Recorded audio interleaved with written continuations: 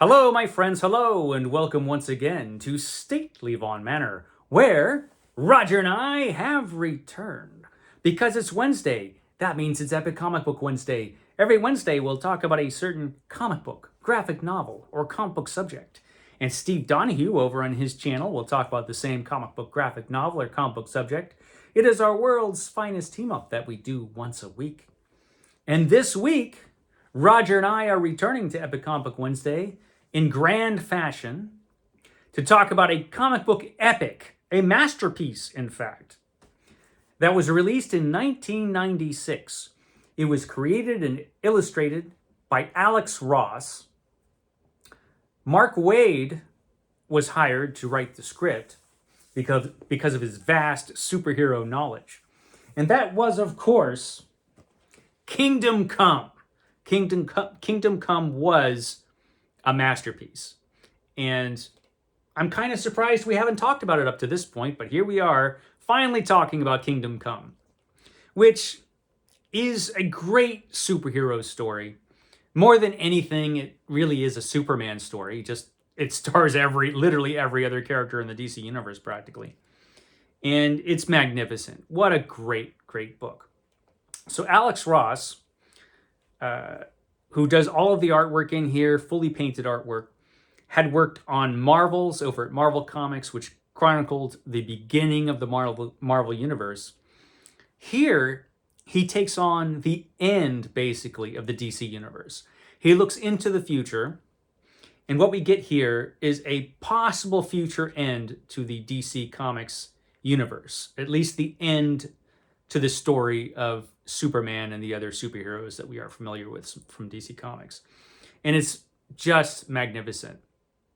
A true epic. And recently, actually, they came out with a new edition of this, which is one of the compact comics, which are those like small-sized comics. I have it, of course, in an absolute edition which is the opposite of that compact comic, because the artwork in this is so glorious. I think you really want it in the epic size. You want this as big as you can get it, I think. And this one came out in 2018. I don't think it's been republished since. There was an earlier edition of this, but I think the last edition that they did was in 2018. They're probably due to reprint this, I think. This has a glorious case with Superman there, and it's a wraparound cover. There's Wonder Woman on the back with Hawkman, and there's Batman there and some other characters. So, yeah, this is awesome. So let's get right to the book itself. And on the cover here, we have our main character, Norman McKay, who is a pastor. And a pastor, priest, something like that. I'm not religious, Roger. I don't know the correct terminology, but he's the priest, basically. And we have the Spectre, which is a fantastic character from DC Comics, Golden Age. Great character. Plays a very important part in this story. And the artwork in this is, of course, beautiful throughout. This edition, look at that. Awesome. This edition has an introduction by Elliot S. Maggin, who I believe wrote the novelization of this. There was a novel of Kingdom Come that came out based on this, which I've never actually seen. But I know it came out. I've never read it, unfortunately. But Maggin does the introduction.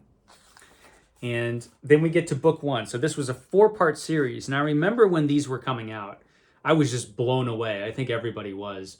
And so this is the first book. And just look at that. Look at that magnificent artwork with all of these characters. And most of the characters here you wouldn't recognize because they're the future superheroes. Basically what happens in this story, this is a story about a time where we have more and more grim and gritty superheroes showing up. And I think this story is kind of a reaction to the 80s. And how so many comics in the 80s had turned grim and gritty, and how dark superheroes or anti-heroes had become so popular at the time. And in this story, Superman has been retired for 10 years. He retired after a great tragedy where the Joker slaughtered the staff of the Daily Planet, including Lois Lane. And a new superhero called Magog caught up with the Joker and just killed him. Because Magog is a new breed of superhero. Superman strongly objected to that and thought that Magog should be put in jail, but he was acquitted.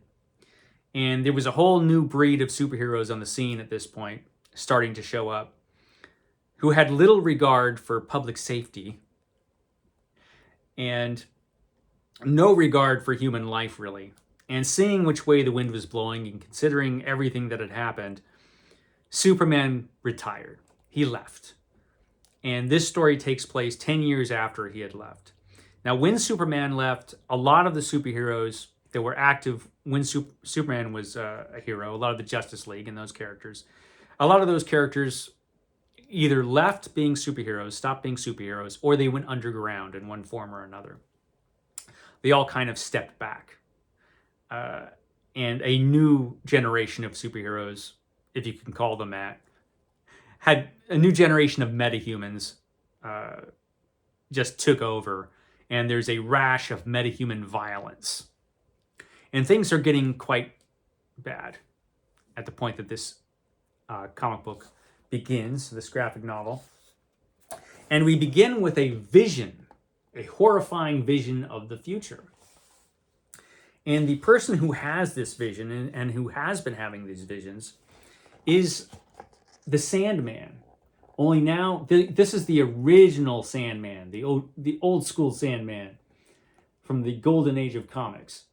And now he's a very, very old man. And he's talking to his pastor, Norman McKay, or priest, or whatever he is. It's some kind of religious thing. And he's talking to Norman. And he's telling him, hey, I'm seeing these apocalyptic visions of the future. Something terrible is going to happen, and somebody's got to do something. And Norman isn't really taking him all that seriously. And so Norman leaves the hospital and walks home, and he sees evidence of this metahuman violence which is going on. And he walks past a Planet Krypton. This is a restaurant based on Planet Hollywood. Is Planet Hollywood still around? I don't even know. Roger and I live in a cave, so we don't know if Planet Hollywood still exists, but it was a thing. And this is Planet Krypton, where all of the wait staff dress as superheroes. The old school superheroes. And Norman on the way home wanders past a metahuman battle, which is not an unusual occurrence in this world that Norman lives in now. And he actually has to rescue a little girl from destruction because these superheroes have no regard for human life. They just want to fight. They just want to fight. They have all of the worst qualities of some of those dark superhero characters. But in the middle of this, we get a news broadcast telling that something terrible has happened. And Norman is over here preaching a sermon. Nobody's really listening to him, but he's preaching anyway. And afterwards arrives the Spectre, the OG character from the Golden Age, the Spectre. He arrives on the scene, and he needs Norman. As he says, I have need of you, Norman McKay. Even as I stand before you, an act of unspeakable evil has begun to manifest. Armageddon is fast approaching. But you know this. You have the dreams, because now the Sandman's visions have been transferred to Norman. You see into my mind, my soul. You are an angel of a sort. A higher power has charged me with the task of punishing those responsible for this coming evil. Long ago, I would have judged swiftly with clarity, but my faculties are not what they once were. In order to carry out my task, I must anchor myself to a human soul who seeks justice. And Norman says, but I don't. And the Spectre says, you will. It's a great scene, and it's beautifully illustrated. Norman actually, the reason he looks like such a real human being is because he is based on Alex Ross's father, who modeled for the character. And a lot of the characters in this book, Alex Ross uses models for. And so the Spectre takes Norman in spectral form to different places. And the first place they visit is a farm that seems to be in Kansas. But that is actually impossible, as we shall see. And we see Superman, because this is Superman, on a farm. And we realize he's Superman right here when he starts lifting a tractor. And then he gets a visit from the ageless Wonder Woman. Wonder Woman doesn't age because she's an Amazon. Superman does, however, even though he doesn't age as badly as some human beings. Superman does age. And Wonder Woman shows up and says, man, you gotta come back. Because this new generation of metahumans, man, they're messing stuff up badly. In case you haven't seen the news, which he hasn't, because this, as it turns out, is not a real farm.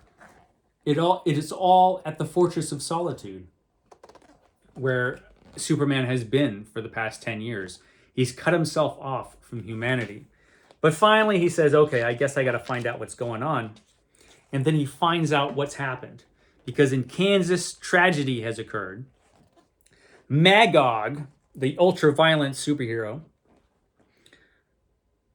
and his group of superheroes have been tormenting the Parasite. The Parasite, a Superman villain, here is just like he just wants to be left alone, and they just keep tormenting him. So out of desperation, the Parasite attacks Captain Atom, who's there, and actually splits Captain Atom, which of course causes a nuclear explosion and wipes out all life in the middle of America, in Kansas and surrounding areas.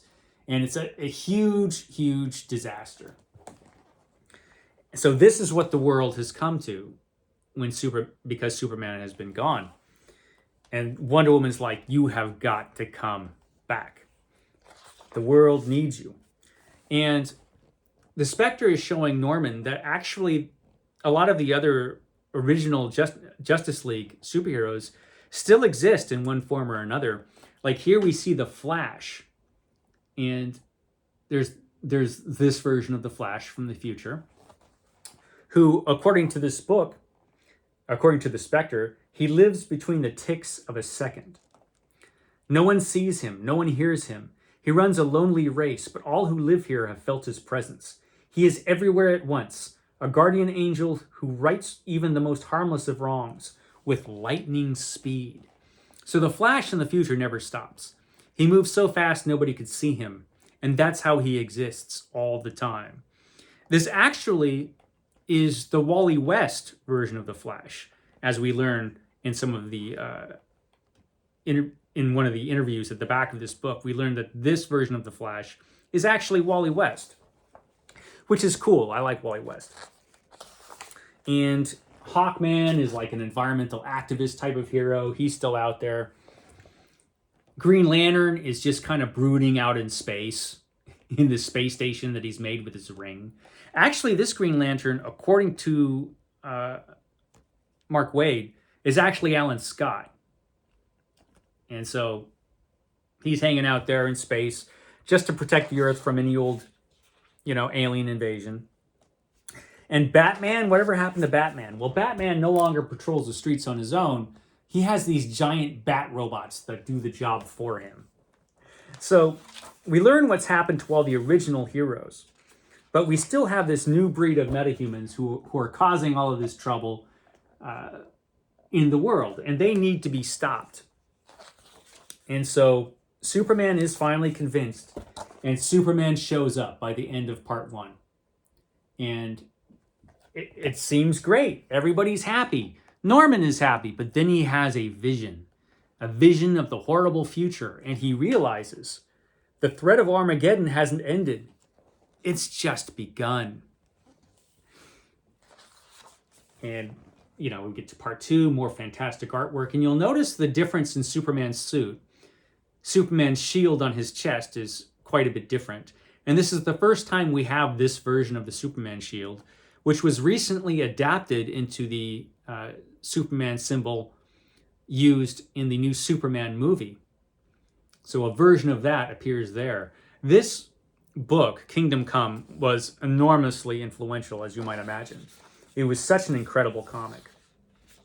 I won't go through all of the plot points in this book, but basically what happens here is that Superman and the Justice League, because the Justice League have returned.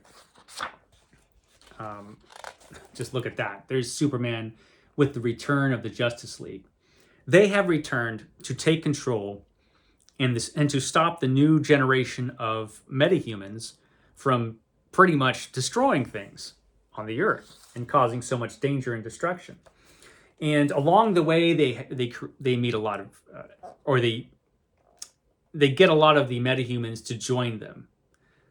But a lot won't join them. There are many who won't. Batman is one who will not join Superman. Batman is not going along with it. And Batman at this point is just all broken up and he needs an exoskeleton to hold him together. But Batman has his own group, the Outsiders. He has his own army of superheroes. And where Batman is going to end up in this story, you don't know right away. And Aquaman shows up, but Aquaman basically just says, you know what? You guys have the continents to deal with. I have the entire ocean, which covers most of the Earth, and there's just me. I'm the only one down here taking care of that, so I can't help you. So Aquaman, we don't see much. Although the little bit we see of Aquaman is pretty cool. Superman's main lieutenant in all this is Wonder Woman, but there is conflict between Superman and Wonder Woman because she wants to take a much harder line than Superman is willing to take. Why she is explained in the story, and it's pretty interesting. But I don't want to spoil everything.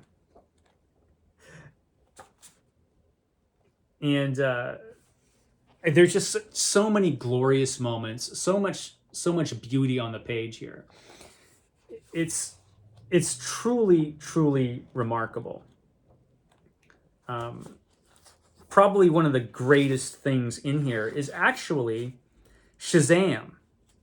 Billy Batson Shazam shows up in this story, and he's being mind controlled by Lex Luthor. Lex Luthor shows up in this story, and he's the leader of a band of supervillains, as you would expect Lex Luthor to be. And by the end of this story, the superheroes, Superman and Wonder Woman, have to figure out, what are we going to do with all the metahumans who won't join us, who won't change their ways? What do we do with them?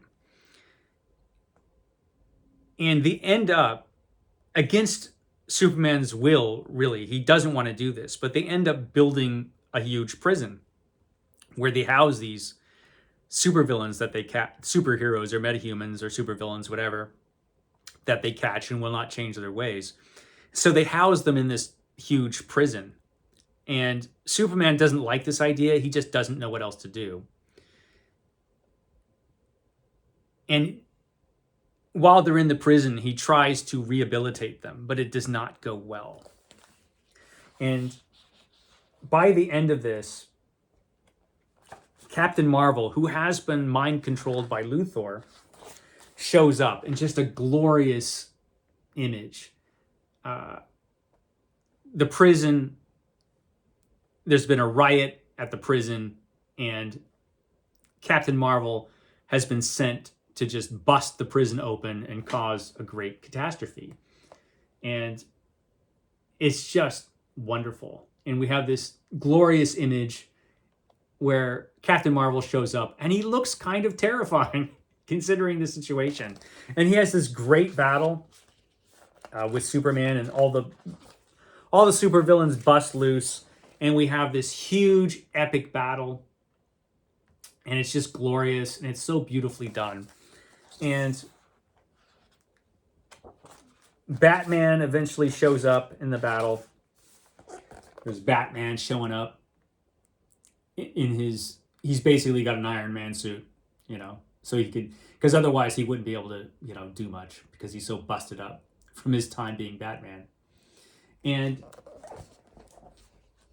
the conclusion of this story, where Superman basically, he's fighting Captain Marvel, and basically he gives Captain Marvel a choice. He says, you know what? You have to do the right thing. And the conclusion of this volume is just brilliant. It's an amazing end, and I just don't want to give it away because it's so great. If you haven't read this, and I imagine there are probably quite a few people out there who actually haven't read this story, because it did come out in the 90s. It's one of the most popular graphic novels that DC Comics has done, justifiably so. I think Watchmen is probably the most highly regarded graphic novel that DC Comics ever put out. But this is close to that, I think, as far as its status as a comic book masterpiece. It's not as intricate. It doesn't have that level of genius to it that Watchmen did, but this is still pretty fantastic. And the end of this book is very moving, actually. And it's just fun to see this future vision of the DC Comics universe. And the only reason this works as well as it does is because Mark Waid and Alex Ross really get Superman. And so you have a really great Superman story here, which is kind of like those old Golden Age Superman stories where it was just like an imaginary story. That's basically what this is, but it's still pretty fantastic. And you have like a million characters. And at the end of this book, in the Absolute Edition, you have all of these sketches and of the characters and their changes, and a lot of the characters that you see in the book, but you don't know who they are. If you're just going through it, you learn who all of the characters are if you've got the Absolute Edition.